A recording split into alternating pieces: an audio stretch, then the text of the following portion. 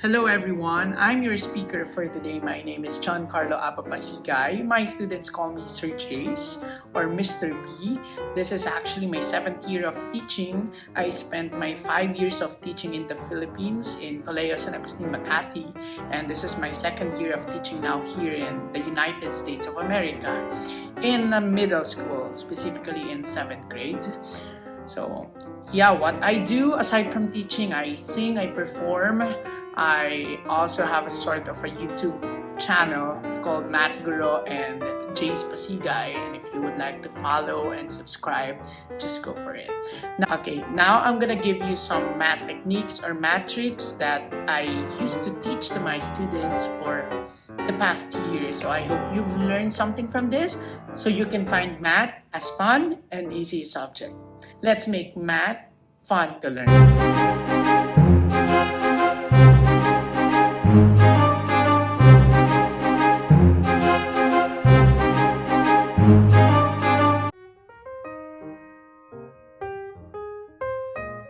So the first trick is the magic table of 9. So we've been multiplying 9 in a very difficult way by just memorizing that 9 times 1 is equal to 9, 9 times 2 is equal to 18.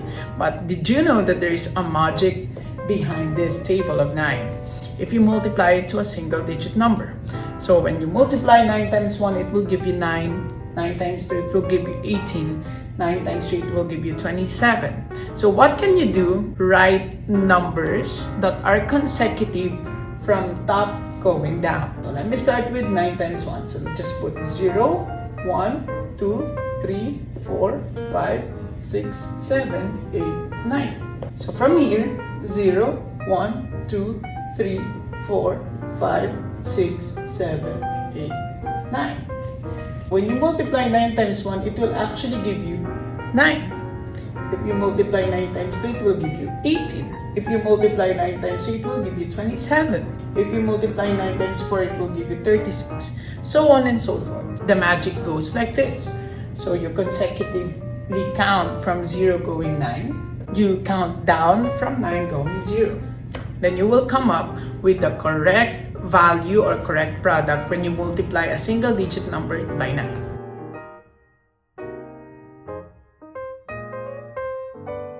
The second trick is called the amazing 9 fingers. We have 10 fingers in our hands. You count this as 1, 2, 3, 4, 5, 6, 7, 8, 9, 10. I repeat, these are the numbers 1, 2, 3, 4, 5, 6, 7, 8, 9, 10. Always remember that your multiplier is always 9 when you use the amazing 9 fingers. So if you're having difficulty multiplying by 9, this one can help you. So for example, 3 times 9. So where's number 3? Number 3 is this one. So flip this. So how many do you have? So from here, you count this as your tens. This will be 2. And how many you have here at the other side? 7. So this will be 27. 27. 9 times 9. 9 times 9. This will be my 9. Okay, so what will be the answer? It's gonna be 81. Right? Okay, you can try by yourself. But remember, you can only use this if it is single digit by single digit number.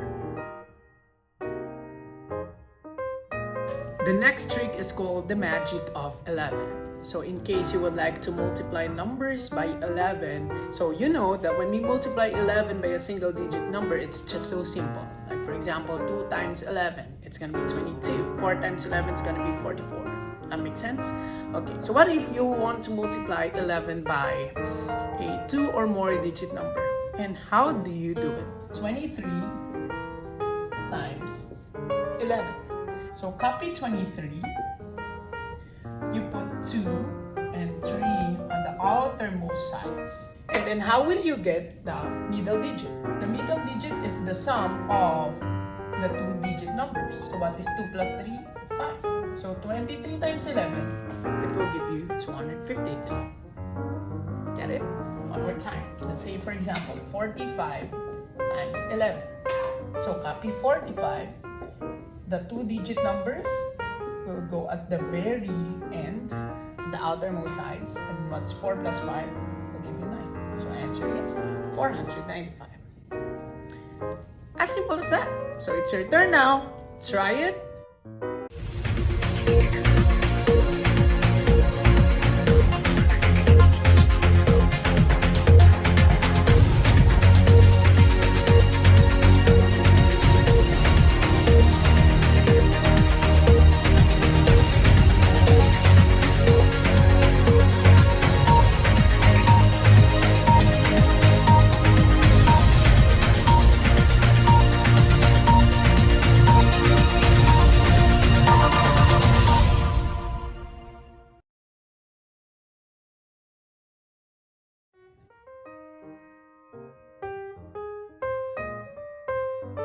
How do we compare fractions easily? So before, like when we compare fractions, we sometimes have to do it in a similar fraction before we compare the numerators and tell whether it is greater or less.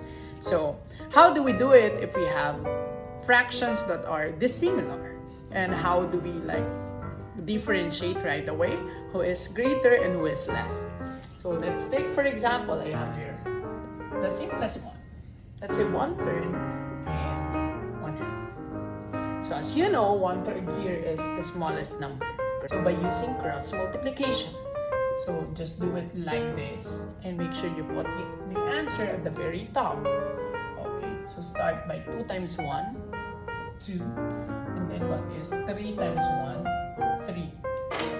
The less product will tell you which is the less fraction. Okay, this portion is a product of 2, then 1/3 is less.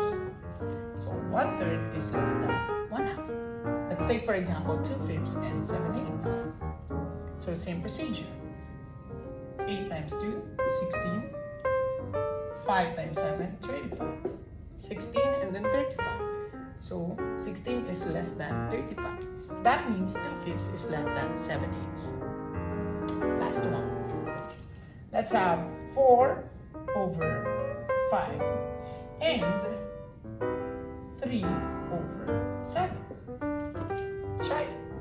7 times 4 is 28. 5 times 3 is 15. You have your 28, you have your 15. So which is less? 15. 28 is greater than 15. So 4/5 is greater than 3 over 7. So that's how you compare fractions. I hope you get it easily.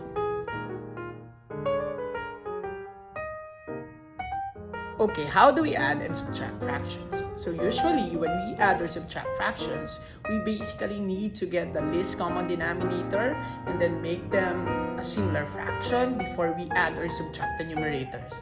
But this one is called butterfly technique, and this one could help you how to simply add or subtract fraction. Let's start. Let's say I have here 1/2 plus 1/3. Let's start with this one. 3 times 1 is 3. 2 times 1 is 2.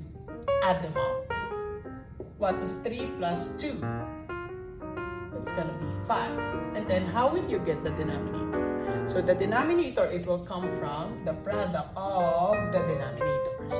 2 times 3, 6. So the answer is 5 over 6. So let's take, for example, 2 over 5 plus 1 over 4. Same thing, butterfly technique. 4 times 2 is 8. 5 times 1 is 5. And then add them up. 8 plus 5, 13. To get the denominator, multiply this. 5 times 4, it's going to be 20. So answer is 13 over 20. Let me have subtracting of fractions. So 3 over 4 minus 1 over 2. 2 times 3, it's going to be 6. Then 4 times 1, it's going to be 4. 6 minus 4, it's going to be 2. And then to get the denominator, same procedure, multiply the denominators. 4 times 2 is going to be 8. So as you can see, 2 over 8 is not in simplest form yet. So what can we do is just to simplify this. So you divide both by 2. 2 divided by 2 is 1. 8 divided by 2 is 4. So if you have the idea already of simplifying fractions, you will be getting this.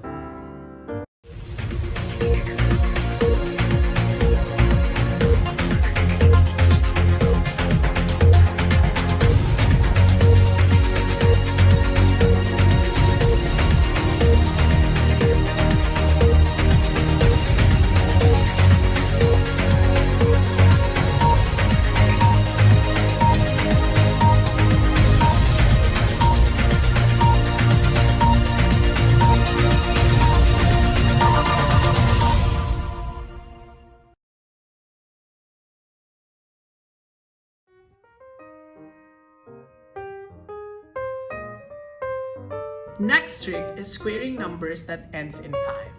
And the answer will always end in 25. So let's start with 15 squared. So 5 squared, it will automatically give you 25. You know that. So but what will be the next digit in here? So you just need to multiply the 10th digit by the next number that comes after it. Okay, so what comes after 1? It's 2. So what is 2 times 1? It's gonna be 2. So 15 squared is equal to 225. Let's try 25 squared. So you know that 5 squared is already 25. How will you get the last digit here? So multiply 2 by the next number of it, that is 3. So what is 2 times 3? 6. So 25 squared is equal to 625. Let's try 45 squared. Last digit will be 25. So what goes next? So just multiply 4 by the next number after it. So that's 4 times 5. What's 4 times 5? 20. So 45 squared is equal to 2025. So that's how you square numbers that ends in 5. The answer will always end in 25. Your turn.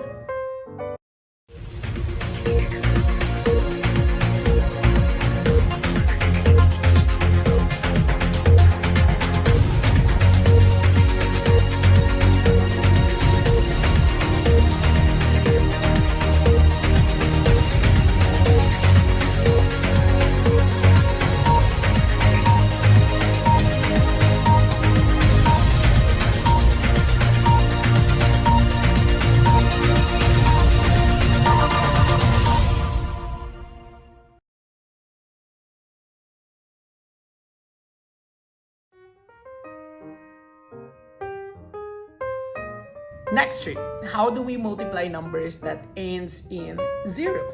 And how will it be so simple? 30 times 20. You will not count this by 0 times 0, put 0, 0 times 3, 0. No, you don't need to do that. So what are you going to do is just to count the number of zeros you have here. 0, 0, so how many? You have 2 zeros and then rewrite it. 1, 2. And then what's next? Just multiply the non-zero digits. 2 times 3, 6. Done. 400 times 50. Do the same thing. Count how many zeros you have? 1, 2, 3. Then rewrite 3 zeros. Then what's next? 5 times 4, 20. So what's the answer? 20,000. Done. Your turn.